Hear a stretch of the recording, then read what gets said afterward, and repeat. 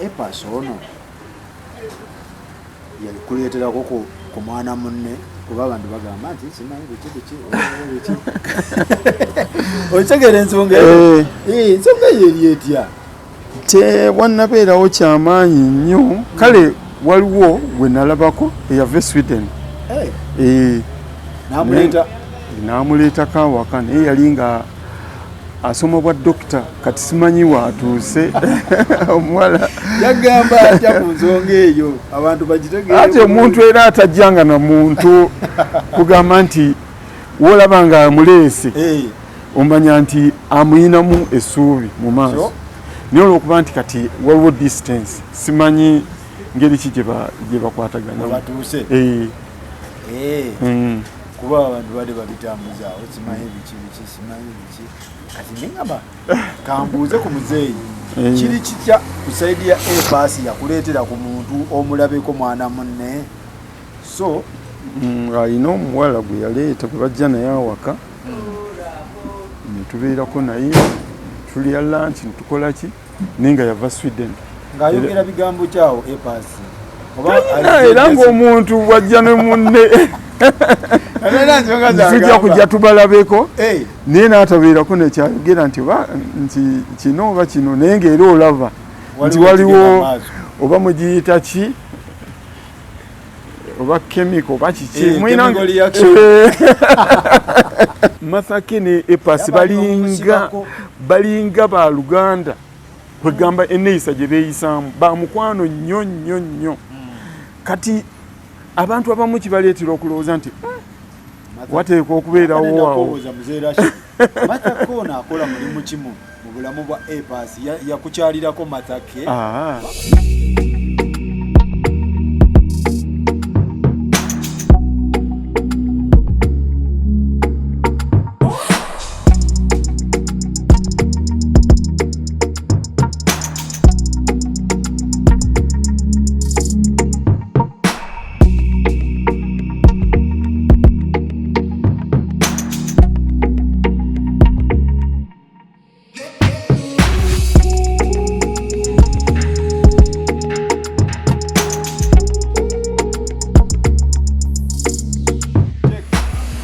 Assalamu alaikum wa rahmatullahi wa barakatuh. Mbalamusiza mwenaba katonda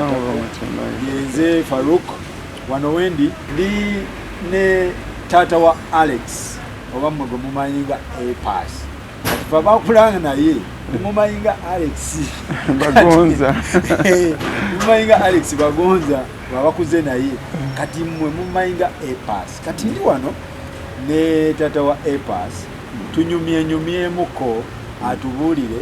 EPAS owensi gwe tumanyi ne EPAS owaddala ye gwamanyi yani atubuulire muyimbi kyamusinga omuyimbira byabaffe atubuulire EPAS yali atya EPAS akyankalanye ekibuga yali atya kati ono yenanyini wa EPAS gwe tuli naye muzeeyi nsaba obuuze kuba tulaba tugende mu maaso nange era nja kutoola salamu alaikum warahmatullahi wabarakatuhu nakyuka abantu abamanyi kale okuva emabega bamanyi nga Robert Mutabaazi abamu bamanyi nga Mande banazaalibwa ku Mande naye nga nze kati Rashid Mutabaazi Rashid Mutabaazi assalamu alaikum salam warahmatullahi wala twegadda EPAS omuleeta ddi EPAS okuzaalibwa kwe ngamba ye omusikadde ajja twegatteko kiva mu ndowooza ya muntu kubanga nze nabawa ebbeetu buli omu okubeera n'eddiini ye kuba nze nali mu Anglican Church nenkyuka nabeeramu nno nga ndi musajja nga ndimu nga bwogamba nti omutegesi ng'abakebezi mu church naye kale engeri gye nali mbatwala okusaba okukola ki naye mbagamba nti nze nkyuse nyina ebyange ebinkyusizza nga nze naye nammwe muba nga mwagala okungoberera kubanga maama waabwe ye mulokole kati nembagamba kiri eri buli muntu yenna kyasalawo naye nga nze kati ndi musiraamu kakati tutemeteme ensonga zino abantu bazitegeere abantu balwawo okulaba kati njagala abantu tubatemeretemere ebintu bino babitegeere bulungi kubanze nkumanyi nze wali tuli banneiba nakulira wali wamunakyagwe ate gwe oli wano okitegeere naye nga tetunagendayo bagambye badde mulwadde kiki kale nyina sukaali nampisa bubi nnyo kati ne basooka batreatinga sukaali nga balowooza nti yavaako obuzibu kale nali wano nga sewulira bulungi kati muwala wange nabeera concerned ne EPAS Maureen Asimwe ne bagamba bali bazze kundaba Tone yasooka okujja okundaba nandeetera awo bayamanya nti ndi mulwadde naye Maureen bwe bajja bangamba obulwadde buno buli serious naye tulina family doctor Dr. Karuhanga ku Uganda House bangamba tugende doctor akulabe naye mbagamba naye nabadde neekebeseza ku diagnosis chambers awandegeya ne bangamba ebintu bye bangambye nengula n'eddagala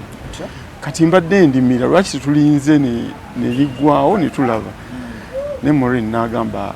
kusinziira kuba yali andeeteddeko ku byokulya eggulo limu nasanga saabiridde n'abeera concerned n'agamba tugende awo ne banteeka EPAS nanteeka mu mmotoka ne tugenda era olwatuuka Dr. Karuhanga nampa admission ne banteeka ku drip buli lunaku banteekangako drip 4 nemalawo ndwawo nnyo okulwala era nze nali sikirabangako okukakana nga ntutte drips 14 okudda engulu kyali kibi era bantwalako ne ku image center nalinamu obuzibu mu kifuba nga nfunyemu ka pneumonia naye nga situmanyi naye bwe bantwala ku image center era EPAS yantwala ne bankebera ne balaba nga nina pneumonia naye ne bamutreatinga bankubanga empiso z'omu misuwa era ku Friends Polyclinic wa Dr. Karuhanga bantreatingira wiiki nga 2 entereera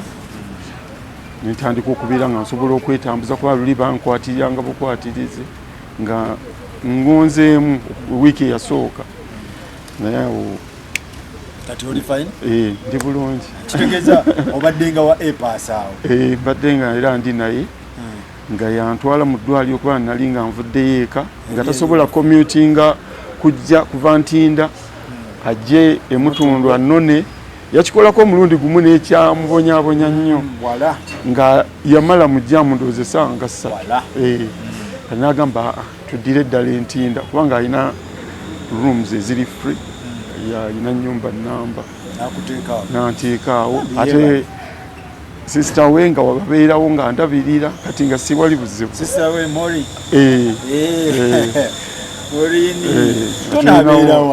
Tone yali Makindye Tone yali ku Good Life gwe bayitanga stereo ye yalinga ye yalinga abakolera ku bya music waabwe nga bagenze ku shows batera kati naye bwe bagira n'asooka abeerako ne Wizo bwe yamala ate n'agenda n'abeerako ne Brian mumuyita Brian White ono Brian White yaliyo ku podium n'agendako ku podium amutwala ku podium ate Tone ne ku bino eryato erya bbira yali era naye ku boat cruise ye yagenda ne Brian yagendayo Brian White yagendayo taasa okugenda okulaba ebyaliwo naki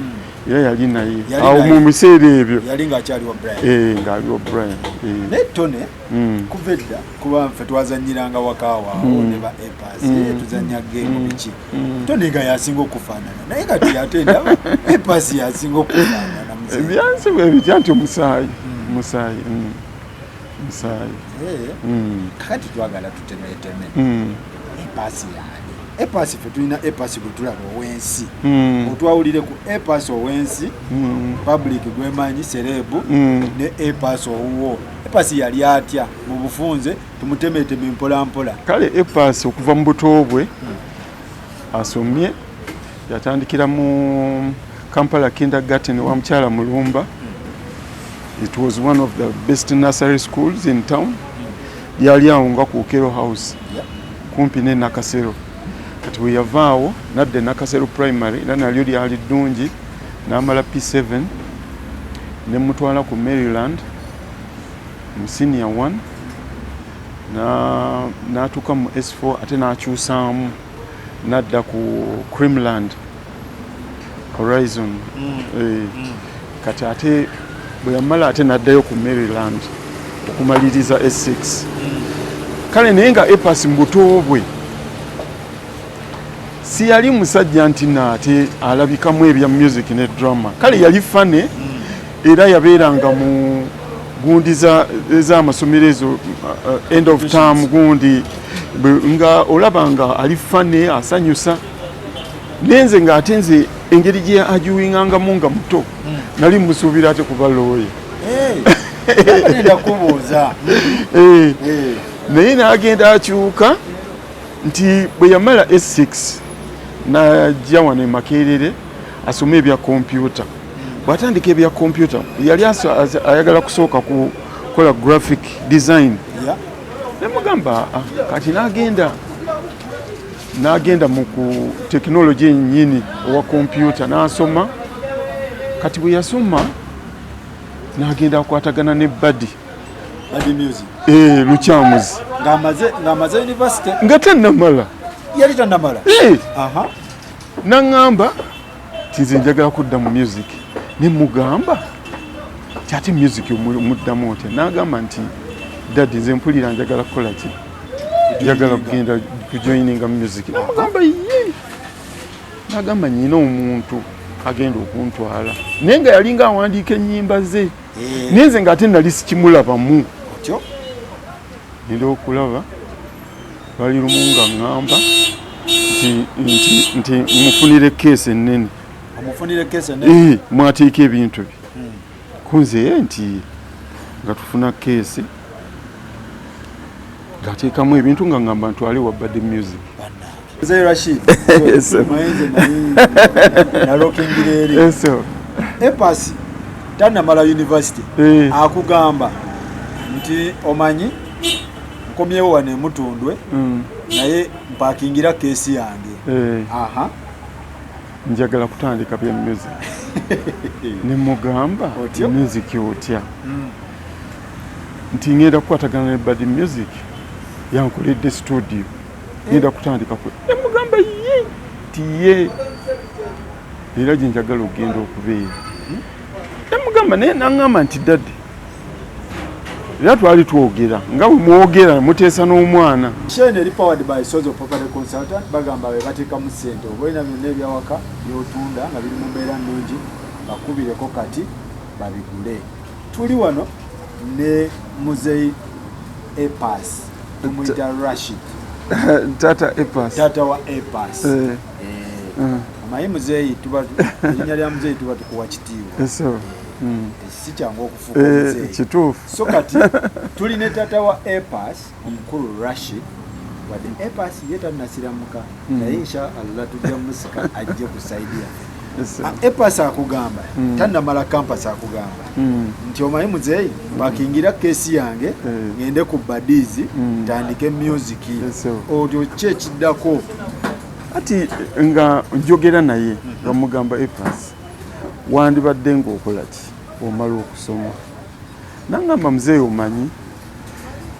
gwe oyina ekintu ky'olowooza kyennyina okubeera naye ate si kyennyina okukola ki okuba. Buli muntu alina calling ye naye wandindese nenkola ki nenkikola mu bulungi. Ne mugamba lwaki tolinze. N'aŋŋamba tisobola kulinda. Maze okwogera ne Buddy tumaze okutegeka nyina kati okushiftinga okukola ki okugenda. Nze ndaba awo wali ki future yange. Ne mugamba okay. N'aŋŋambako nyina omuntu gwe nali era nfunye omulala yali ayagala okuntraining era mu bya kompyuta nga bw'ogamba. Naye nabyo kati ngenda kukola ki kubiyimiriza. Nali era mututteko ne ku Management Training Institute batrainingirayo okukanika kompyuta. Waliwo course yali zebateekawo kati zibeera za mwezi ebiri bwe zityo naye nga bakuyigiriza okudismantlinga kompyuta okugikola ki ne mutwala ne mu registeringa ne bwe n'abisoma n'amala naye ne mugamba tubadde tu emphasis tugitadde mu kompyuta naye kati oba tukisse nagamba nyinawo kati knowledge gye nnyina naye kati nze ndaba nti music kati yagenda okukola ki kunkolera ne mugamba kale bwebanga decision yo nze nkuwadde opinion yange naye ogamba nti togenda gitwala for now you want to try music ne mugamba tugende nga tupakira kesi nga tugenda nze nali sirabanga ku bad music era gwe gwasooka omulaba nantwala nangamba wano bali mu kikomera bamubakoze studio nga tugenda ngaatandika kariya ye nze nga nvaayo nenda okuwulira ng'atandise okufula ebyenyemba ng'aleese bali ku bigere bali ku bigere bali mu motoka fe tuli ku bigere nga tuli ku motoka ng'eyita mu kibuga ng'ogiwulira enda okulaba agenda apiikinga waliwo omukyala bamuyita Olivia n'apiikinga interest mu EPAS yali ng'akola ne Maureen ono muganda we nga balina business balimu okuleeta abayimbi kola biki nga waawano omukyala waawano Olivia akati akolagana ne Liz ye nannyini SMS1 kati nga bakola ki nga bakwatagana ne Maureen nga bagamba EPAS alabika ayimba bulungi nga bawulidde ku buyimba bwe nga bagamba tulina okukola ki okupromotinga music we nga batandika kukola na EPAS ku low profile era nga atandika kukola music paka luyeetungula nga tulonkinga tuli ku bigere ku gavana twali tulonkinga tuli ku bigere nakusanga ku gavana ekiro gavana yali wuuyo twali tulonkinga ekiro era bayimbi banne bajja twaliwo ne Bebe Cool gundi yaliwo omuwala olw'omuwala omulala yaliwo omukwano gwe baali bangi bajja ne babeerawo olwo ng'atandise okumanyikira ddala so gwe n'okikkiriza nti mutabani wange awo we nakikakasiza kati olw'ebitabo jjukira abadde ku kampasi ebyo byo yabita naye ate nga kyamuyamba nnyo kubanga system gye yagendamu yeetaagamu okumanya ku kompyuta era yayamba nnyo awo ku studio okubeera nga basetinga ebintu bakola ebintu ne Nasimu kuba Nasimu yali nga ali ne bagundi bano Waikibenda ajja luvannyuma naye bano aba managing Swanks yaliyoko eyo kati gye bamujja ne bamutwala ne bakola studio eyo era ne batandikira mu giya nga bakwataganye EPAS ne Nasimu ne balyoka batandika okukolera ddala music era Nasimu n'atandika okufuna abantu bulungi ne EPAS n'atandika okutambuza music we bulungi naye nga bonna bad music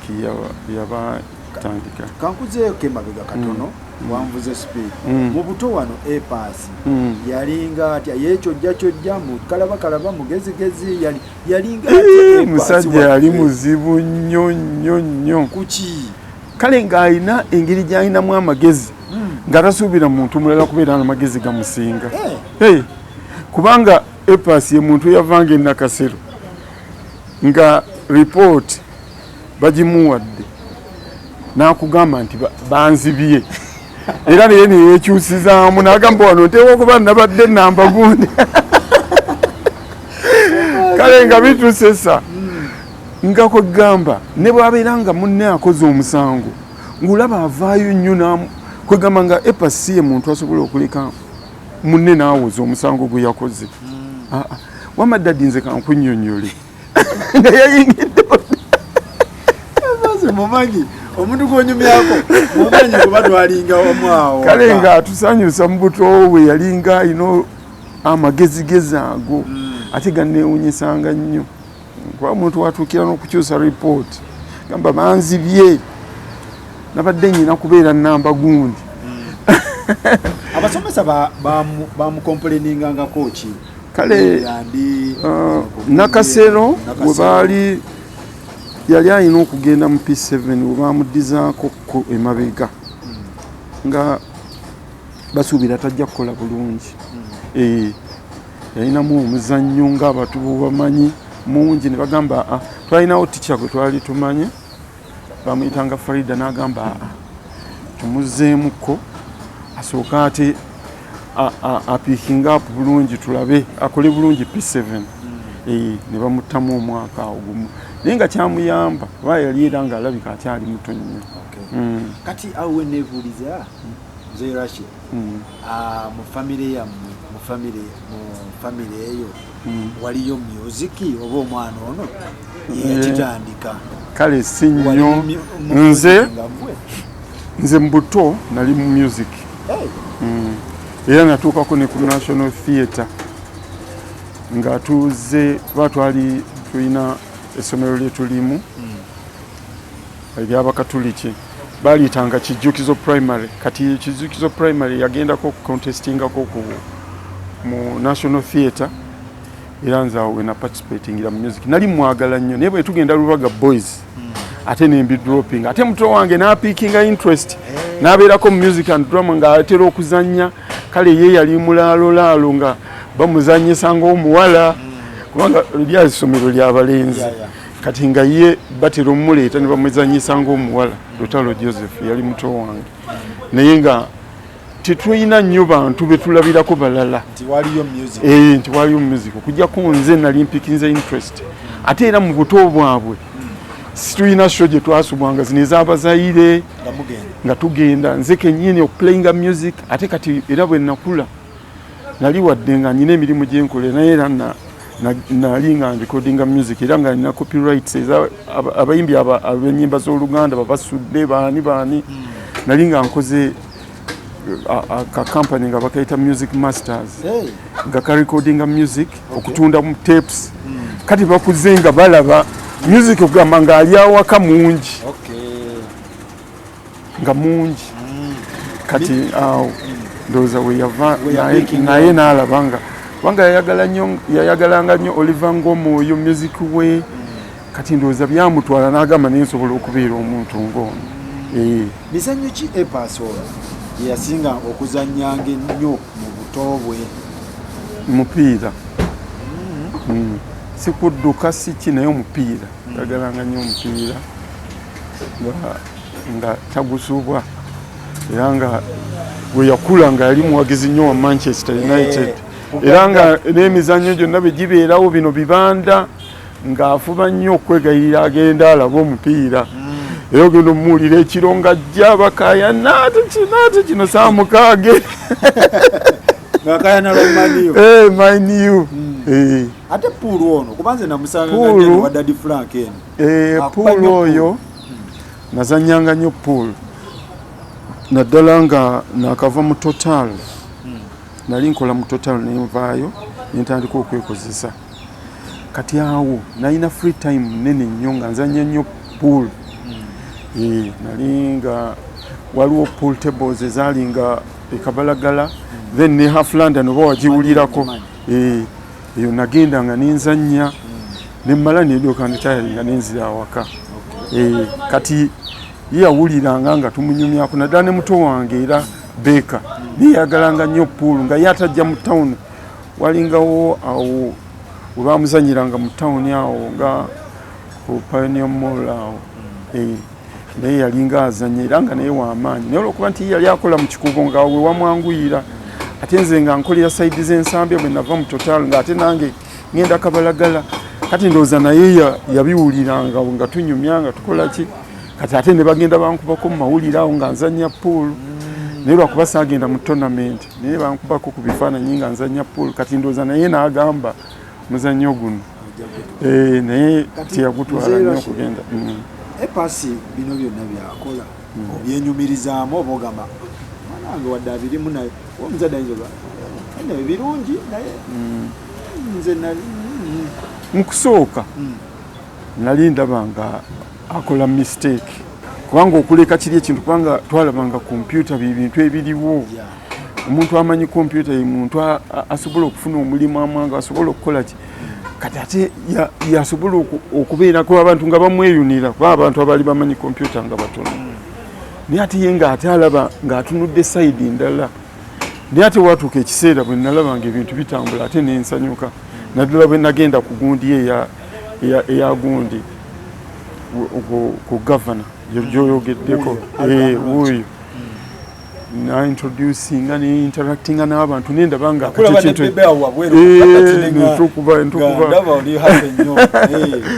kale nga ndabira ddala nti ekintu kitambula manyi waliwo ebintu omuntu kyatandika n'olaba nga ate sikizze naye ate n'olaba ekintu nga kitambula ate nga kiri positive naawe otandika okusanyuka anti abantu abanywa enjaga bakola ki kati nga bwolaba nti mu ntandikwa ya Bebe, Bobby Wine, Chameleon kwalinga kulwana balwanidde bwayise balwaniddewa enakivubo bagendanga mu nakivubo ku shows tibalwaniddeyo kati nga bitiisa naye ate kati music yakyuka nti abantu tebakyalina bintu ebyo nnyo oba mulimu engeri y'obulabufu kati bungi abantu tebakyalwana ebyo bintu kakati awe wenkubuuliza nti birungi kibyolabyeko kuba kati okubeera taata wa serebu kirina advantage ezijirako awo nze ku lwange si nnyo naye ate ye nenyumiriza okuba nti ali ku leve eyo kubanga bw'olaba omwana wo nga akola ekintu ng'olaba bakyaappreciatinga kati wuuyo batwalako ku nnyimba ze mu Queen of Katwe olaba nti kintu kyali kyamaanyi nnyo kubanga si buli muyimbi nti yakifuna so kati bw'olaba ebintu ng'ebyo otandika okubeera nga wenyumiriza wadde nga gwe tolina kyobenefitinzemu as in monetary terms naye ate ffe okuza omwana ng'oyagala abeere bulungi so bw'olaba ng'atandise okubeera ku level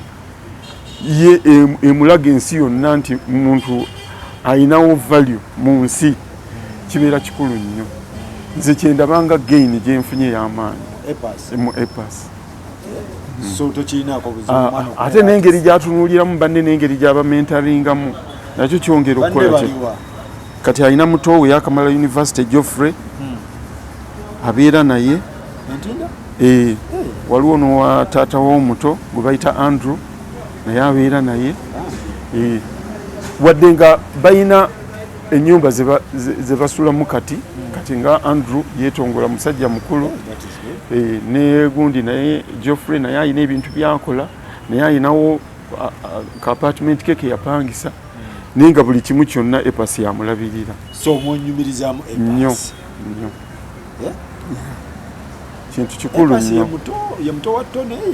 ye mukulu wa Tony Maureen ye mukulu waabwe nekuddako epas then nekuddako Tony then nekuddako Geoffrey yakamala University abadde asoma ku Eastbat University. Mzee Rashid. Yes sir. Epas ono yalikuleetera ko ku mwana munne kuba abantu bagamba nti simanyi biki okitegera ensonga ensonga yeri etya tebwannabeerawo kyamaanyi nnyo kale waliwo gwe nalabako eyava Sweden n'amuleetako awaka naye yali nga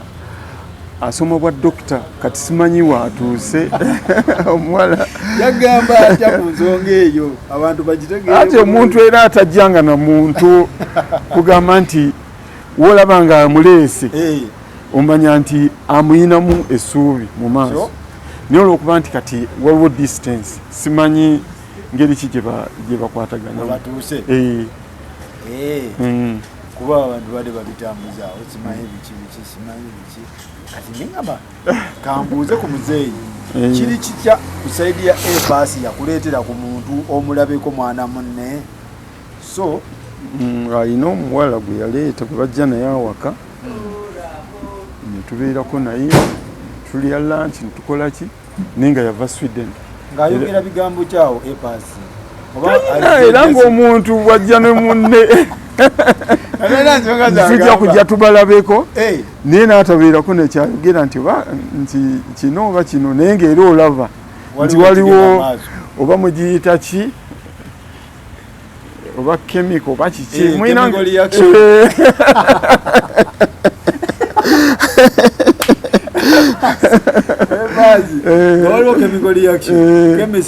nga waliwo chemistry awo naye ekambaleke tulinde tulabe ekinaddako kyetulinze naye wakuba nti oli yali akyasoma ono omwana gwamuzadde ng'oyagadde mwana munne ng'afaanana atya kuba kati goyinza okugamba njagala omuntu nga bwati saagala muyimbi munne saagala muyimbi bwati oba choice yandibadde etya nga gwe choice okusinziira ku oyo gwe yanyanjulira yali ekola yali ekola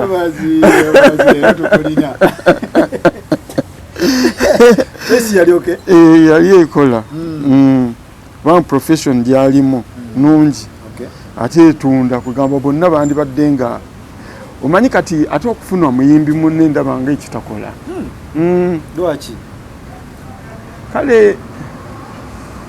sisuubira nti bayinza okukwatagana obulungi kubanga balina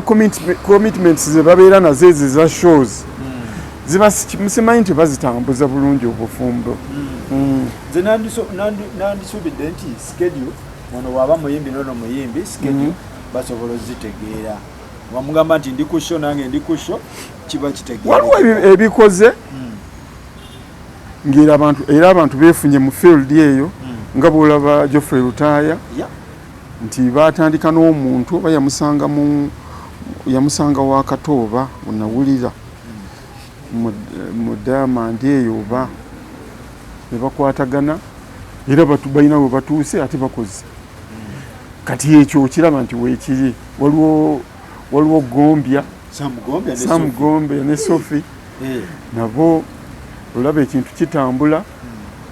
naye nga ate abalala owulira nti tebiri bulungi banze ŋŋamba Epas wakwata kashiba n'akakuleetera buzibu ki obubeera waawo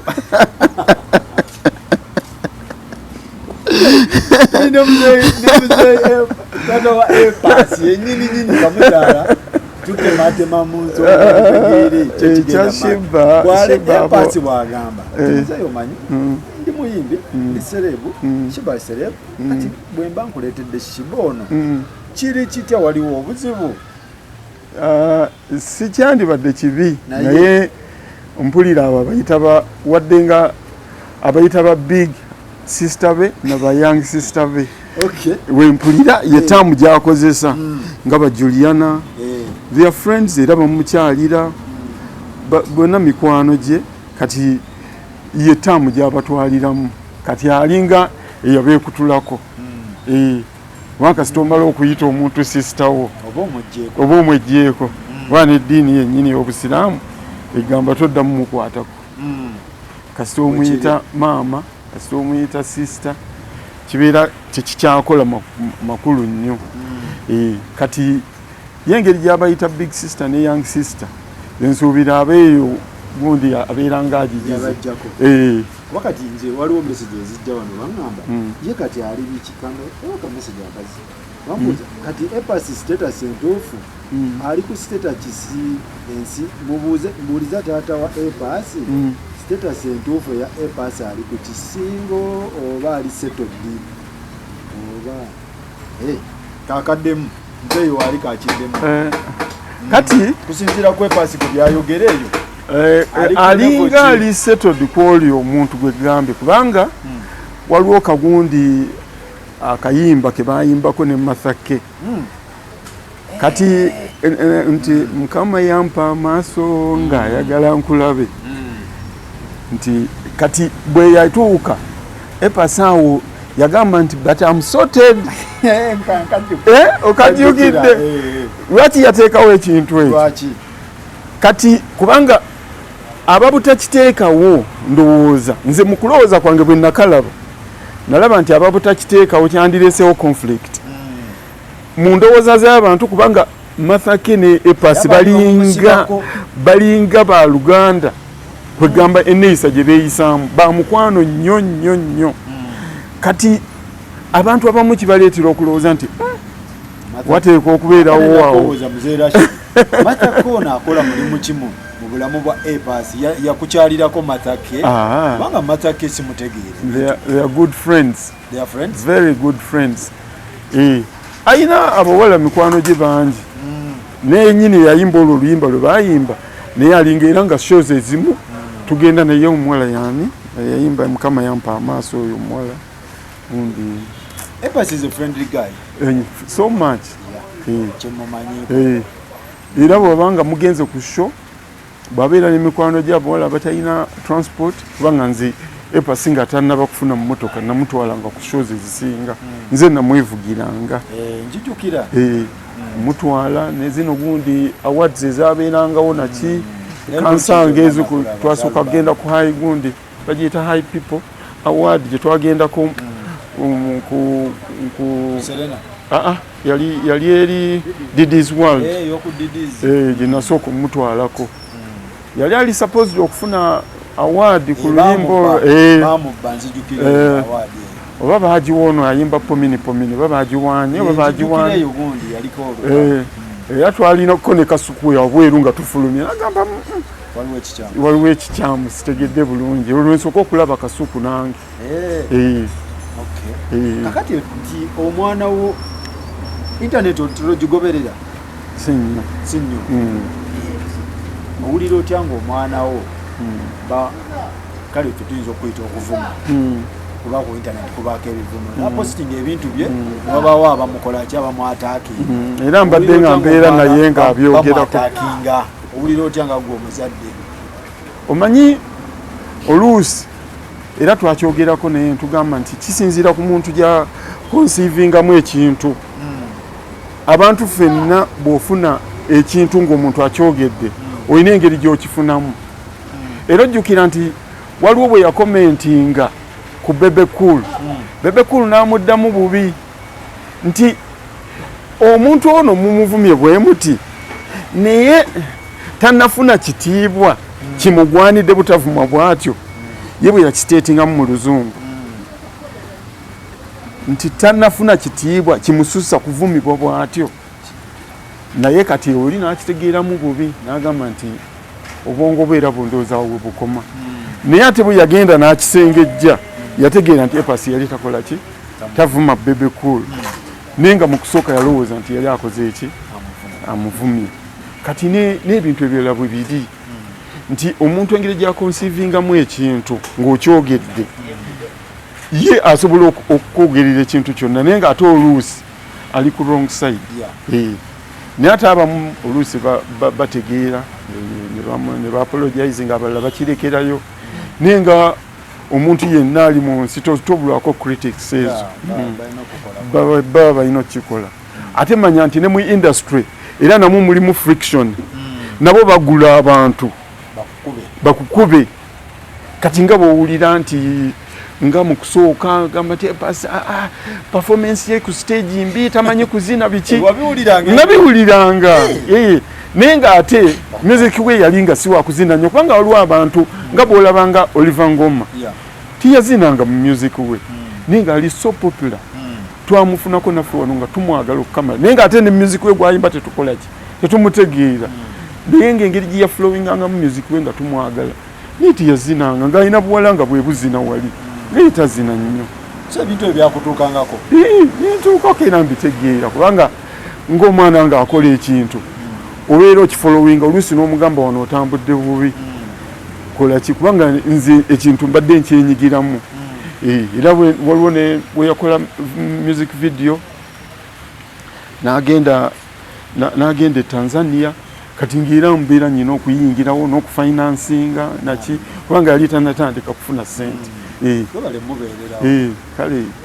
mbeera nyina okubeera nga nkiteekamuko eriise tonotono. Kati awo wembuuliza nti music industry muyimbi kiggwa asinga okuyimbira ogamba nti kiwano mu music industry wano gundi oyo ayimba bangi naye kati oyinza okugamba kati yinza okugamba Juliana yinza okugamba Irene Namubiru abawala abo bayimba bulungi Epasi taliko ate kati epasi ye okimanyi automatically kubanga buli ow'omulera afuuwa gugwe oŋŋamba abayimbi abalala naye nga ate nze ku lwange era kubanga era balisi batuukirira wadde omugamba nti naye wano wakozeemu oti bwoti nze okusinziira nga bwenda balulu walukoze bwoti ate ono mutuukirira kati yabansingira ye sirina kumwogera kubanga sobola omu approachinga ne mugolola wenda banga nange kubanga nze nyumirwa nnyo music era nagendanga nembatwala n'okwabazaire shala mwana we bajjiranga bonna baani nga nyina okubeera nabo ekya politics kino kiri kitya tumulaba nnyo ffe ku Facebook okwo ng'akola ki alina sayidi gy'aliko oba otera obiraba politics ono gw'okyogerako ki ensonga ya politics epasi gwamuzaala bane abakatwegattako ono gwe tuli naye taata wa epasi owa ddala ava mu ntumbwe kakati katubulire ku mwana weffe tumutegeere politics kino kiri kitya politics tamuyingiddemu nnyo kubanga ate nze nasinga omuyingiramu nze nasooka okuyingira politics nti naliko kada wa NRM yesu era nagenda ku kada course nenjikola nendeka n'omulimu nengenda ku kada course nenjikola nembeera owa youth mu NRM nga ndi youth leader mu kitundu mwenali nembivamu mu 96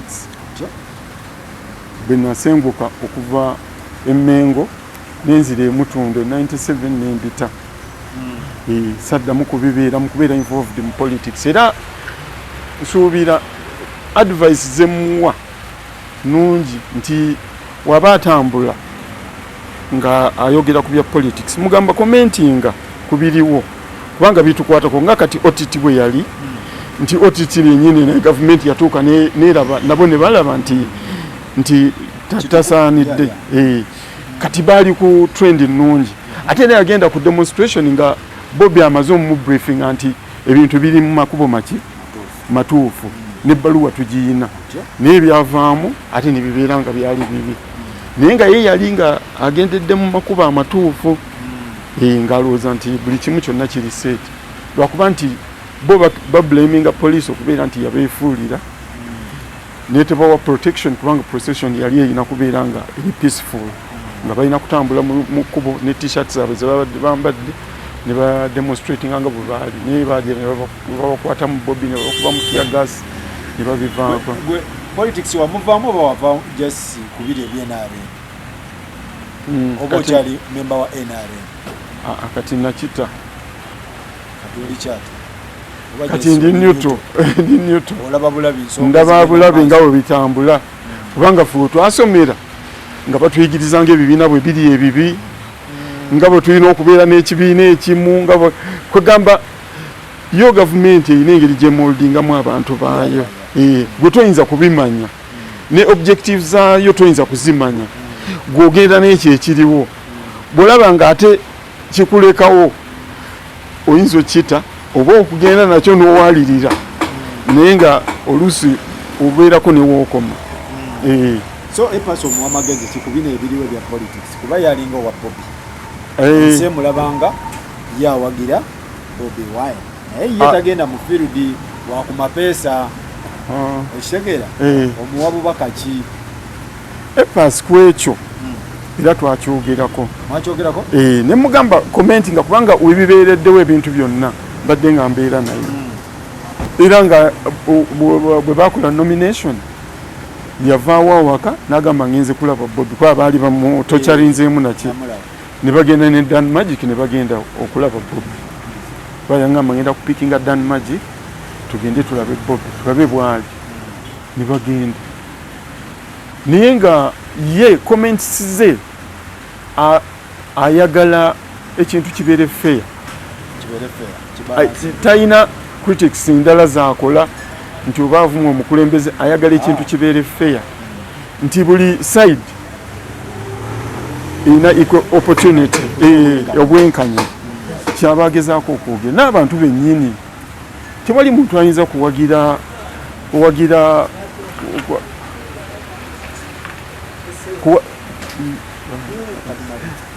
tewali muntu ayinza kuwagira munnayuganda munne kuttibwa wadde abantu basirika oluusi bakikola lwakutya naye nga tewali yandiwagidde munne kuttibwa nga waliwo ekintu ekirala ekiyinza okukolebwa okutaasa obulamu bw'omuntu oyo nga tekimulumizza nga nekimugye ku kintu kyabadde akola kati kyekintu kyagezaako okulaga titewandibadde kukozesa maanyi gasukkiridde agatuuka okukubisa omuntu kati nga bwolaba nti oli yali mu fulaati nga neuli n'amuweereza essasi bintu tebibeera birungi kubanga regimu ezibaddewo zibadde zikola mistakes ezo kati ekyo kyeyali agezaako okukola yoyo abadde epaasi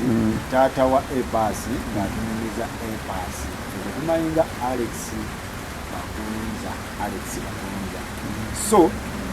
muzeeyi nga tumaliriza obubaka bwe obusembayo mutabani wo bagamba tayimba takuba bivulu naye mutabani wo alyoke mutabani wo yeefunira akasente ke munaye nze epasa neewuunyisa toyina bivulu byomulaka abeera ku bivulu era ndowooza byebamu omusasuddeko naye ogenda okwekanga nga avuga emmotoka ebiseera byebagamba mu mmotoka gye yali avuga yali yiyo amukubanga ekiboozi yagyegulira ijja ku galagiyo wano yasooka n'agitereka wano yasooka n'agyesonyiwa n'agamba nja kugivuga mu biseera byange yamalanga myezi 2 ng'agiguze nga tagivuga oba gyawera n'esatu namala n'asalawo n'agamba kati kangitwala n'agivuga n'agenda kati kyekyokka ekyaliwo naye nga muzeeyi epasi ono singa teyali muyimbi nga teyalina biri bye wali omwagaliza olowooza yandifuuse eki ku magezi gaalina oyo epasi oyo yandibadde ki olowooza yandibadde ki epasi oyo yali awoza ng'awozesa batone awozesa bamorini ye omusango gwonna ogubeerawo aguwoza ne bwe guba gwamune ng'ayagala aguyingiremu era nagwo aguwoza ng'agira ng'agamba nti wamaddadi nze kankunyonyole kino kyabadde bwekiti ne bwekiti naye kati olwo nakola kwegamba ng'ola nti ayingiddewo ne ngamba olumwana ono ajja kuba looya era recently yakimbuzaako nagamba naye mu buto bwange nali ntya twali kubanga tubadde ne time nene nga tubeera nekubanga tusiiba naye mbadde mulwadde nga sikola nga tunyumya era nenkimugamba nemugamba gwe oyo olina kuba looya naye ate kakati bwe yayingira music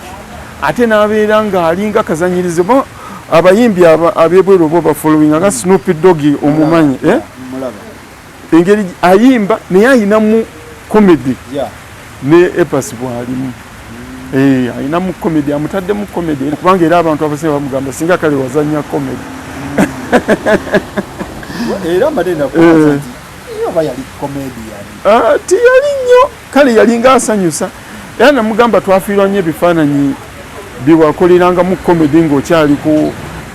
Kampala Kindergarten ng'okyali mu nursery bweyakolanga nnyo comedy wadde nga bakuba ekifaananyi ng'olina engeri gy'oyimiriramu kubanga batugamba nga tubagulirenga attires naye ng'alina ebintu byakolakola kale byewasuubiranga nti ne comedy mwali era abadde nga asaagasaaga nnyo ngeri gyakuzemu abadde asaagasaaga nnyo era akyakikola paka kati ali jole era okonakola omuntu nagattagatta ebintu nayitawo tuyanze nnyo tujja kujja nga tuli ensonga nga tufokasinze ku ggwe gwani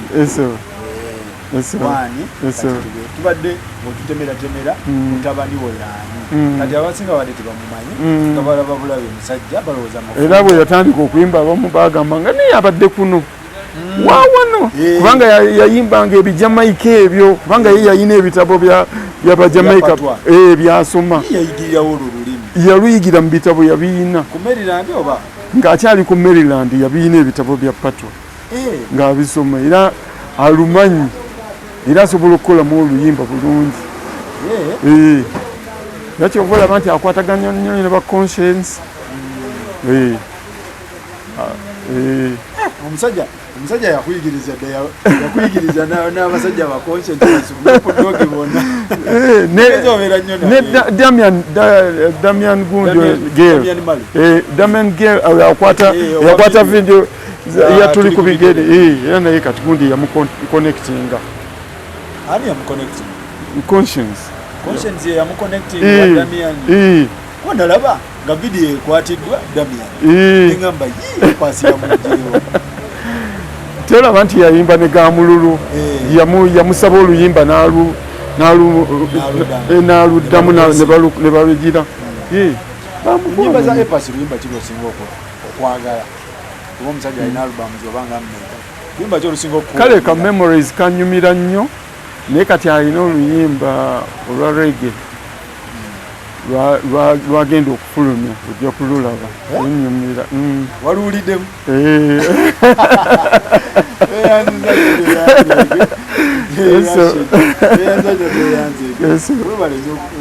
Oli musajja mukakamu nnyo nkwagala nnyo. Munnakyaggwa omundabira onaba omulabe. Ndwawo okujja bakaba kalanda yafa. Yafa ne taata Godi baafa. Baneiba baffe. Kibi nnyo.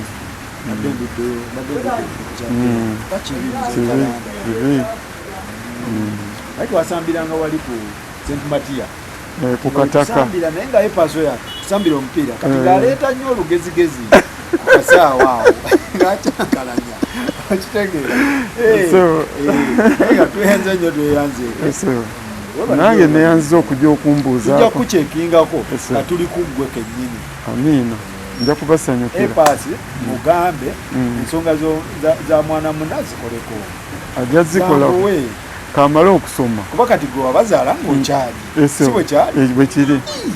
Kati kibi ekyo okumukuleetera kati. Agenda mumuleeta. Muteeremu essaala. Eyanzanya muzeeyi. Amiina. Mwebale nnyo mwebale ddala. Mwebale ne muzeeyi Rashid taata wa Epas nga tunyumyamu mpola mpola. Mwebale nnyo. Assalamu alaikum warahmatullahi wabarakatuh.